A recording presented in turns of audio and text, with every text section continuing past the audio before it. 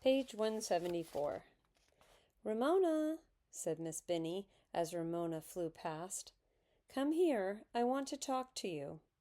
Ramona turned back and looked expectantly at her teacher. "Ramona, you must stop pulling Susan's hair," said Miss Binny. "Yes, Miss Binny," said Ramona, and skipped off to the traveling bars. Ramona intended to stop pulling Susan's curls. She truly did, but unfortunately Susan would not cooperate. When recess was over and the class was filing back into the room, Susan turned to Ramona and said, "You're a big pest." Susan could not have chosen a word that Ramona would resent more. Beezus was always saying she was a pest. The big boys and girls on Ramona's street called her a pest, but Ramona did not consider herself a pest.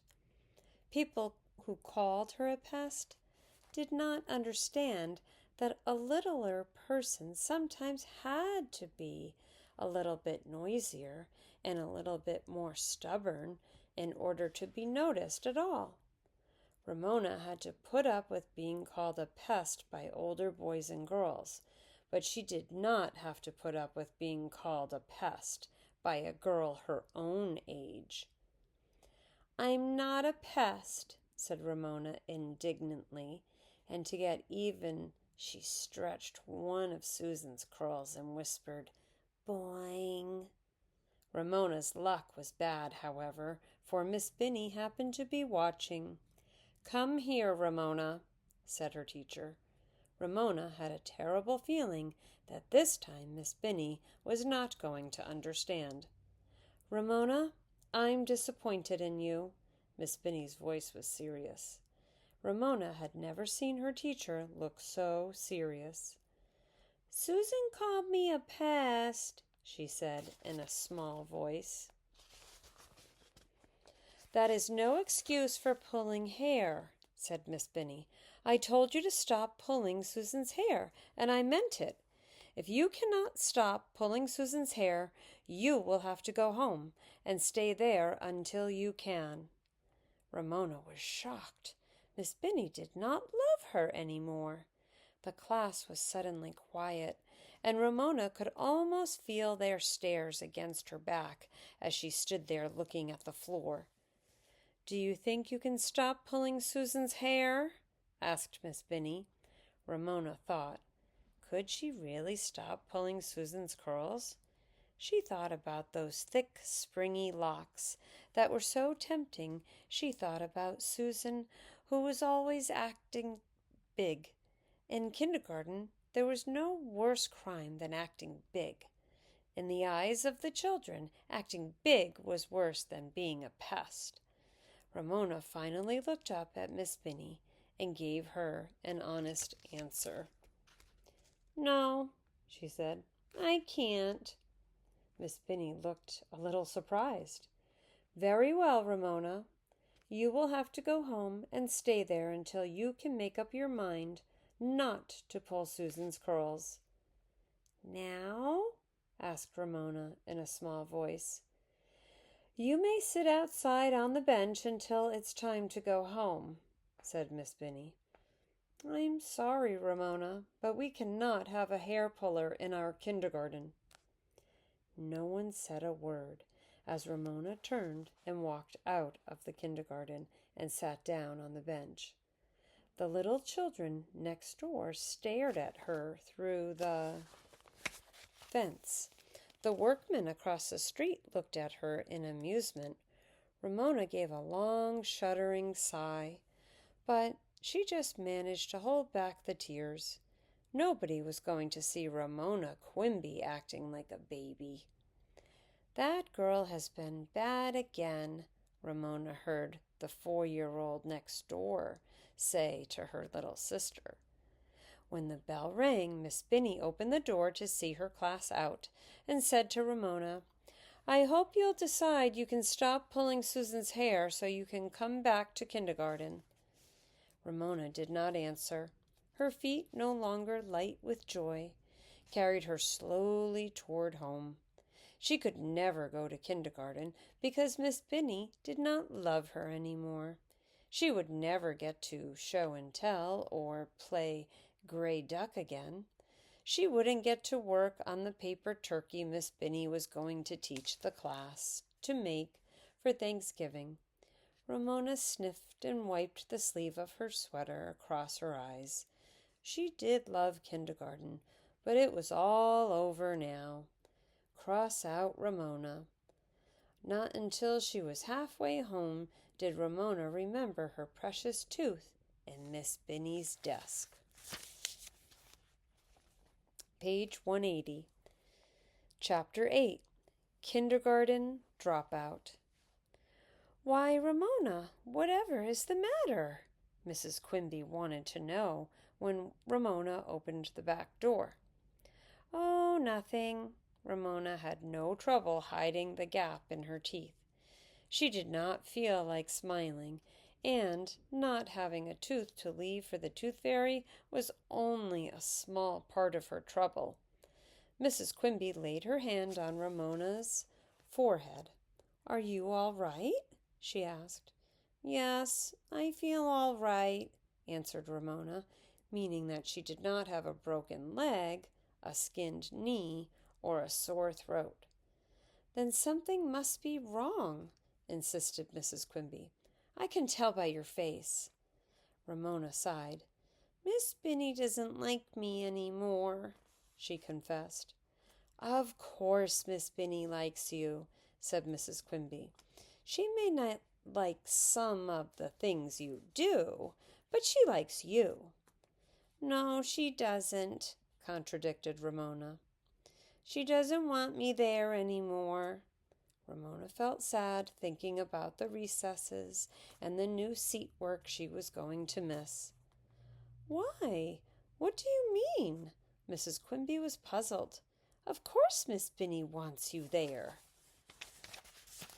"No, she doesn't," insisted Ramona. "She told me not to come back." "But why?" "She doesn't like me," was Ramona's answer. Mrs. Quimby was exasperated. "Then something must have happened. There's only one thing to do, and that is to go to school and find out. Eat your lunch and we'll go to school before afternoon kindergarten starts and see what this is all about." After Ramona had picked at her sandwich a while, Mrs. Quimby said briskly, "Put on your sweater, Ramona, and come along." "No," said Ramona, "I'm not going." "Oh, yes, you are, young lady," said her mother, and took her daughter by the hand. Ramona knew she had no choice when her mother started calling her young lady. She dragged her feet as much as she could on the way to school, where the afternoon kindergarten was behaving like the morning kindergarten. Half the class was lined up by the door, waiting for Miss Binny, while the other half raced around the playground. Ramona stared at the ground because she did not want anyone to see her. When Miss Binny arrived, Mrs. Quimby asked to talk to her for a moment. Ramona did not look up. Her mother led her to the bench beside the kindergarten door. "You sit there and don't budge while I have a little talk with Miss Binny," she told Ramona. Ramona sat on the bench, swinging her feet, thinking about her tooth in Miss Binny's drawer, and wondering what her teacher and her mother were saying about her. Finally, she could stand the suspense no longer. She had to budge, so she slipped over to the door, as close as she could, without being seen, and listened. The afternoon kindergarten and the workmen across the street were making so much noise she could catch only a few phrases, such as bright and imaginative, ability to get along with her peer group, and negative desire for attention. Ramona felt awed and frightened to be discussed in such strange big words, which must mean Miss Binny thought she was very bad indeed. She scuttled back to the bench when at last she heard her mother walk to the door. What did she say? Ramona's curiosity was almost more than she could endure. Mrs. Quimby looked stern. She said she will be glad to have you back when you are ready to come back. Then I'm not going back, announced Ramona. She would never go to the kindergarten at all if her teacher did not like her. Never. Oh, yes, you are, said Mrs. Quimby wearily. Ramona knew better. Thus began a difficult time in the Quimby household. But, Ramona, you have to go to kindergarten, protested Beezus when she came home from school that afternoon. Everybody goes to kindergarten. I don't, said Ramona. I used to, but I don't now. When Mr. Quimby came home from work, Mrs. Quimby took him aside and talked quietly to him. Ramona was not fooled for a minute. She knew exactly what those whispers were about. Well, Ramona, suppose you tell me all about what went on at school today, said Mr. Quimby, with that false cheerfulness grown-ups use when they are trying to persuade children to tell something they don't want to tell. Ramona, who longed to run to her father and show him where her tooth used to be, thought a while before she said, We guessed what Miss Binny had in a paper bag that began with a T, and Davy guessed caterpillars. And what else happened? Asked Mr. Quimby, all set to be patient. Ramona could not tell her father about her tooth, and she was not going to tell about pulling Susan's curls. Nothing much was left to talk about. We learned T, she said at last. Mr. Quimby gave his daughter a long look, but said nothing. After dinner, Beezus talked to Mary Jane on the telephone, and Ramona heard her say, Guess what? Ramona is a kindergarten dropout. She seemed to think this remark was very funny because she giggled into the telephone. Ramona was not amused. Later, Beezus settled down to read a book while Ramona got out her crayons and some paper. Beezus, you don't have a very good light for reading, said Mrs. Quimby, and she added, as she always did, You have only one pair of eyes, you know. Here was an opportunity for Ramona to show off her new kindergarten knowledge. Why don't you turn on the donzer? She asked, proud of her new word. Beezus looked up from her book. What are you talking about? She asked Ramona. What's a donzer? Ramona was scornful. Silly, everybody knows what a donzer is. I don't, said Mr. Quimby, who had been reading the evening paper. What is a donzer?